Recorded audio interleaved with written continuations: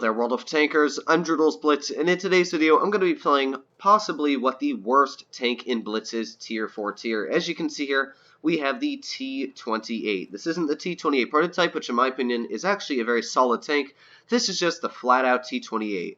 Now, I'm going to be telling you some of the good things about the vehicle and some of the bad things. Talking about the good statistics, it actually has a very, very good gun. 3,132 damage per minute. Comes with very good standard penetration at 248, very good premium pen at 297, and even HE penetration is decent, which deals 515 damage. Overall, this tank is a very solid one for the gun. Actually, let me put the max track on it. Didn't know I didn't have that. But overall, the gun on this vehicle is excellent. It is the mobility and the armor that really throws off this tank. It actually has a decent camo rating because you can see it's so low down. However, talking about the mobility, this tank has a whopping top speed of 20 miles an hour, which means that you're not going to be winning any races. In fact, you're going to be losing every race, because unlike, let's say, an AT-15A, this tank has terrible engine power. Because of that, it has a terrible power-to-weight ratio, which means that you're going to be just going super slow uphill. Even downhill, you're going only 20 kilometers per hour, which is a big downfall of this tank. I know Meadsy said that this is one of the worst tanks in the game, and I think Bushka put this in a top 10 video. So in today's video, I figured, you know what, let's pull out this tank. I want to see how it actually plays, see if it works. This thing has the same reload as an IS-3 Defender's clip reload, which is crazy to think. Not clip, but the shells in the clip. That is how quick the reload is on this tank. It's actually got a great gun. You just have to sit out in the open, and you have to take a while to get there, and then once you get there, you lose all of your health in 3 shots. It falls apart very, very quickly. But it actually does have decent frontal armor. The front is about 220 millimeters thick, which means that, yeah, you can bounce the occasional shell. Of course, when you're up against Tier 9s, especially T-92E1, which, yeah, the enemy matchup has, not going to be doing too well. But I can even tear apart a tank like the Carnarvon Action 10. So we're going to see if we can. Hopefully we'll get our way up this hill. But you can see we're only going 16 kilometers per hour right here. We do have that T-92 right there, but it doesn't look like we're going to be able to hit him, so what's the point? And there's an RHM. And, come on, back up, back up. There we go. I actually think he missed us somehow. I'm very surprised that he wasn't able to tap us there. That was just a luck of the beginning of this tank, let's say. I'm very, very happy that we did not get nuked, because the side armor on this tank being a whopping 50 millimeters means that pretty much any tank that has your rear can shoot it with HE. There we go, we have an FCM 50T, so maybe we'll be able to hit this guy if he pulls back out. Let's see if we can. There we go, and angle it back. He did not get the shell on us. Let's see if we can tap the 50T once again. No, just not able to tap him there. But we do actually have a very, very nice reload, so as I've said many, many times. So this 50T pulled out once again. Let's tap him. That RHM, unfortunately, will probably be able to tap us with a heat shell, but we were able to back up just in time. So maybe, just maybe. There we go. Another tap into that 50T, but you can see our armor has really quickly fallen apart. If that RHM pulls out, we will probably die. Now, they do have another tank that hit me for 380, but the issue is I can't back up really at all, because I think that RHM might kill me, but we're going to try here. We're going to truly try. And, wow, we actually weren't able to back up. I'm very impressed that we did not just get yeeted out of existence there. But, looks like our team was actually able to pick up the pace here a little bit. So far, it's actually not as bad as I expected it to be. This IS-3 is not going to be too healthy. He's pushing on an Action 10 that has more hit points than him. I'm not sure why you would do that. So we've got the T-92, and the IS-3 just went into my shots, because, you know, that's always going to be very, very helpful. So let's try and get this Carnarvon. Maybe, just maybe, we can tap him in the turret. There we go, nice tap for 450 into his vehicle.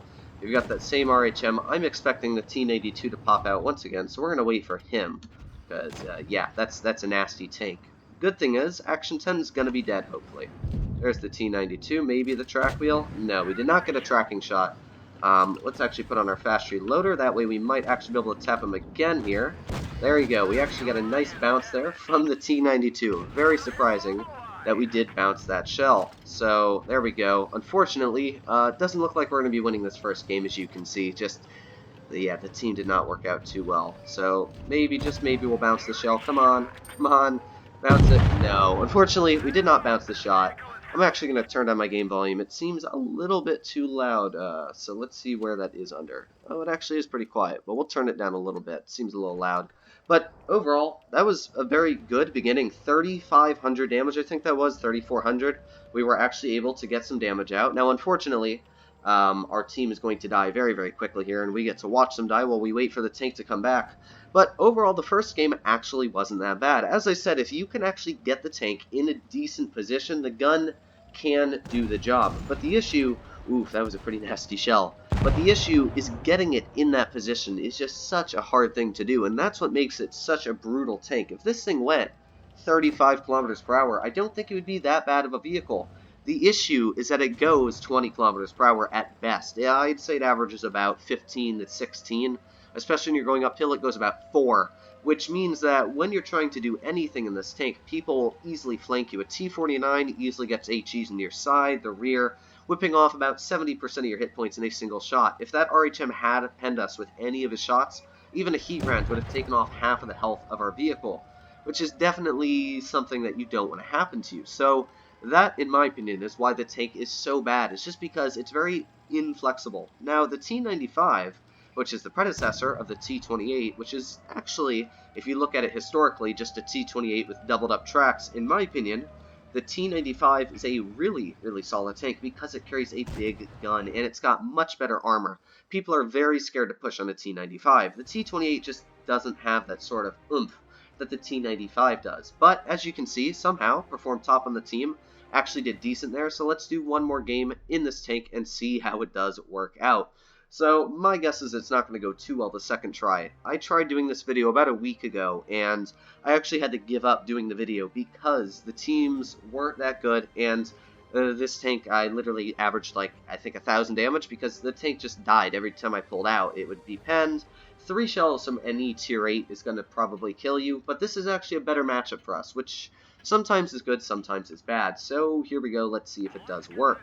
Now, the T-20, as I did say, does have a decent camouflage rating, which means that if you do get it into a decent tank destroyer position with a bush, you actually can do your job. And because this lineup has decent tank destroyers on the enemy team, the issue is that Wargaming kind of gave me a terrible matchup with an RHM and an ISU, which means that those two tanks combined can literally one-shot me right out of the game, and even an RHM can pretty easily pen me with standard ammo, I think, which is definitely not a good thing. Not to mention, this tank has cupolas on the roof, as you can see, so if you ever try pushing it aggressive, which you can see me doing here, because this isn't really a map there's a lot of good camping positions in, but because it does have mostly flat terrain, you can see we are averaging about 20 kilometers per hour. But just an example, this little hill here, this isn't what I call a big hill. Let's see how slow the tank starts to go.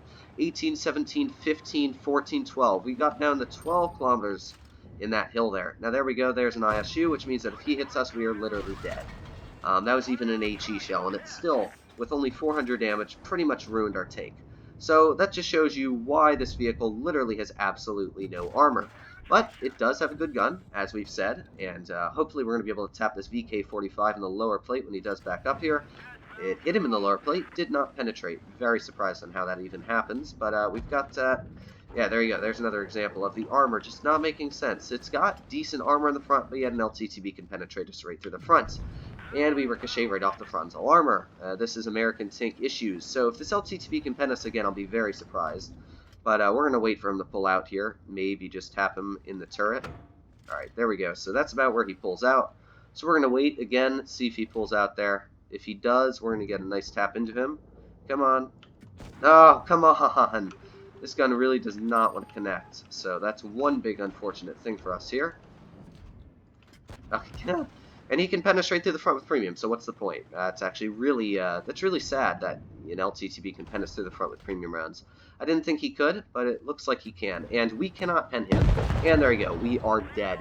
So that was a better example of the T-28. Can't hit its shots even at a decent range, because while the gun is great on the vehicle, it actually has awful dispersion values. We couldn't hit that LTTB even when we had decent shells aimed in on us, and the LTTB could easily penetrate through the front. So I take it back on the frontal armor. Looks like, let me see how much premium pen an LTTB has, but the issue is that most tanks just load premium and go right through it. I definitely think that these vehicles need a big buff, and that's why I wanted to really make this video. I wasn't actually expecting to get a really, really good game out that game. I'm not sure why I'm looking at the British tech tree for the LTTB, but where is it? There it is. LTTB. Its premium is 200, so shouldn't be able to pen the frontal armor of this vehicle, but I don't know why. We'll look at the T-28 prototype, which I actually think is a good tank because it has a turret. But yeah, the T-28 is just an awful vehicle. Wargaming, if you're watching this video, please buff the tank. Do something to the tank to make it better, because it just doesn't cut it right now. It's not a good vehicle. It is honestly, in my opinion, agreeing with Meadsy, agreeing with Bushka, agreeing with probably every YouTuber that ever has driven this tank. This is probably the worst tank tier for tier in the game.